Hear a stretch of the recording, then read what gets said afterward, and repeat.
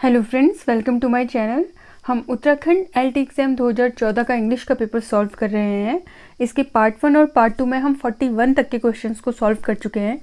आज पार्ट 3 में हम 42 से आगे के क्वेश्चंस को सॉल्व करेंगे। तो आइए शुरू करते हैं। Question number 142, novel Lady Chatterley's Lover is written by which author. So Lady Chatterley's Lover का ऑथर पूछा है यहाँ पर। ऑप्शन ए है एडलस हक्सले, ऑप्शन बी है D.H. लॉरेंस, ऑप्शन सी है W. Allen and option D है none of these. So right answer यहाँ पर है option B D.H. Lawrence. D.H. Lawrence ने लेडी चैटरलीज लवर लिखा था, जिसे पब्लिश किया गया था 1928 में। Then question number 143, hippopotamus is a poem by T.S. Eliot is a satire on. So hippopotamus T.S. Eliot की पोएम है और ये सटायर है ऑन दी चर्च। तो ये 1919 की पोइट्री कलेक्शन में पब्लिश हुई पोएम है, जो कि चर्च पे एक सटायर है। Question number 144, name the 20th century poet who translated the Bhagavad Gita in collaboration with Swami Prabhavanandan. So इसका राइट आंसर है option D, Christopher Isherwood. So Christopher Isherwood जो थे, इन्होंने स्वामी प्रभावनंदन के साथ मिलकर भगवत गीता को ट्रांसलेट किया था और ये बहुत ज़्यादा इंपॉर्टेंट क्वेश्चन है, जो कि UGC नेट में भी पूछा गया था। Then question number 145, the globe associated with Shakespeare is the name of a. So इसका डायरेक्ट आंसर होगा यहाँ पर option B, theatre. The globe theatre था एलिजाबेथन इरा का, जहाँ पर शेक्सपियर के प्लेस को प्रेजेंट किया जाता था, प्रस्तुत किया जाता था। Question number 146, the rhyming scheme of a Shakespearean sonnet is. इसका डायरेक्ट आंसर होगा option C, ABAB, CD EF GG। तो जैसा कि आप सभी जानते हैं, शेक्सपियरियन सोनेट में 3 क्वार्टरेंस होते हैं, जिनकी राइम स्कीम है ABAB, CD EF और एक कपलेट होता है जिसकी राइम स्कीम है GG। Then question number 147, the autobiography of an unknown Indian is written by. So इसका आंसर यहाँ पर होगा option C, Neeraj C Chaudhuri. So Neeraj C Chaudhuri Indian writer हैं। इन्होंने 1951 में लिखा था ऑटोबायोग्राफी ऑफ एन इंडियन, जो कि इनकी ही ऑटोबायोग्राफी है और जिसे पब्लिश किया गया था 1951 में। इन्होंने 50 साल की उम्र में अपनी ऑटोबायोग्राफी लिखी थी इस टाइटल से। क्वेश्चन नंबर 148 में आपको 2 लिस्ट दी हैं। लिस्ट ए है राइटर्स की और लिस्ट बी है कंट्रीज़ की। तो राइटर्स को उनकी कंट्री से आपको यहाँ पे मैच करना है। तो आइए मैच करते हैं। ऑप्शन ए है Roger Ascham. Roger Ascham belongs to England and B है डनबर। तो Dunbar was a Scottish Chaucerian. So ये बिलोंग करते हैं स्कॉटलैंड को। देन सी है Martin Luther. Martin Luther King belong करते हैं जर्मनी को। एंड देन डी है Machiavelli. Machiavelli was an Italian. So right answer यहाँ पर हो जाएगा ऑप्शन ए। क्वेश्चन नंबर 149 में भी आपको 2 लिस्ट दी हैं। लिस्ट 1 है ईयर्स की और लिस्ट 2 है उनसे रिलेटेड इंसिडेंट्स की। तो इन इंसिडेंट्स को इन ईयर्स से मैच करना है। तो आइए मैच करते हैं। ग्लोरियस रिवॉल्यूशन कब हुआ था? 1688 में।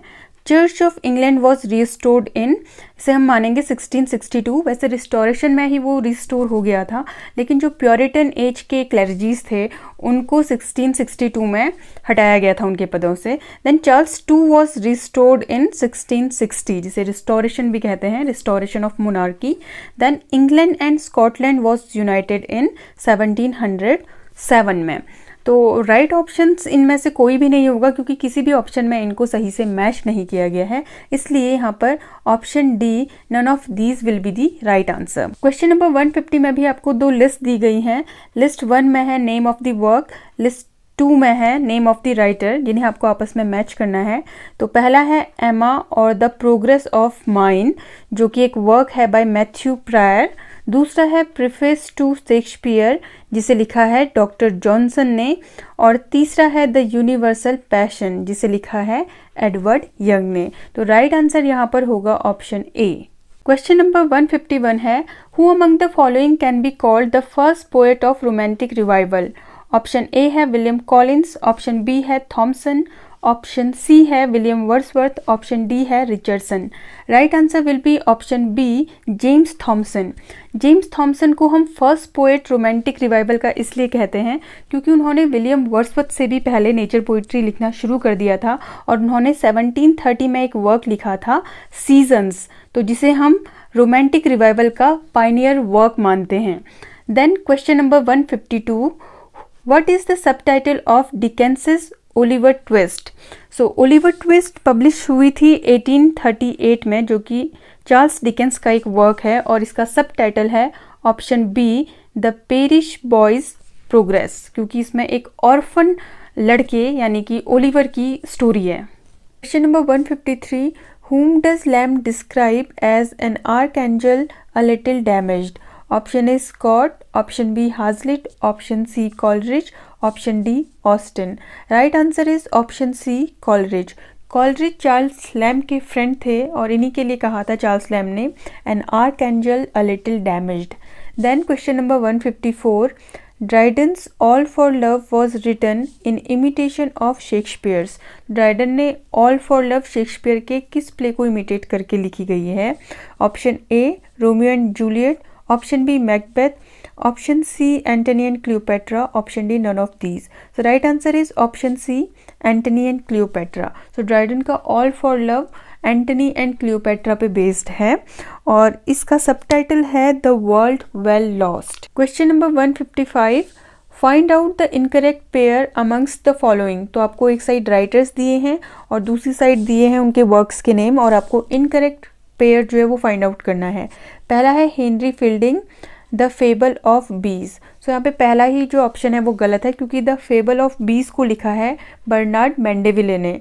सो दूसरा है Samuel Johnson the vanity of human wishes, जो कि करेक्ट है. और तीसरा है James Boswell the life of Samuel Johnson, ये भी करेक्ट है. Then question number 156, which of the following is Dickens's last work, an unfinishable obsessive mystery story?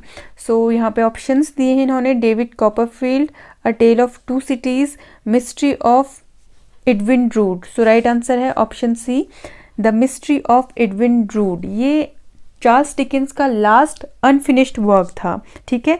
और लास्ट फिनिश्ड वर्क जो चार्ल्स डिकेंस का है वो है our mutual friend. Question number 157, a novel tracing the development of the artist is option A bildungsroman, option B erziehungsroman, option C kunstlerroman, option D ग्रेसियो रोमन. So right answer is option C कुंसलो Roman. So कुंसलो Roman एक developmental novel है जिसमें एक artist का development दिखाया जाता है फ्रॉम चाइल्डहुड टू मैच्योरिटी, भले वो आर्टिस्ट एक पेंटर हो, म्यूजिशियन हो, पोएट हो या टीचर हो. बिल्डिंग्स रोमन भी एक डेवलपमेंट्री नॉवल है जिसमें डेवलपमेंट दिखाया जाता है सेंट्रल कैरेक्टर का from his childhood to maturity. And erziehungsroman भी एक डेवलपमेंट्री नॉवल है जिसमें डेवलपमेंट दिखाया जाता है सेंट्रल कैरेक्टर की एजुकेशन का या फिर एक यंग मैन की एजुकेशन का from childhood to maturity. And ग्रेसियो रोमन जो है ये ग्रीस और रोमन से रिलेटेड वर्ड है, कि ग्रीस और रोमन से रिलेटेड जो भी चीज़ है उसके लिए इस वर्ड को यूज़ किया जाता है. Then question number 158, the founder of the Oxford movement was option A Thomas Huxley, option B Charles Lamb, option C John Newman and option D John cable.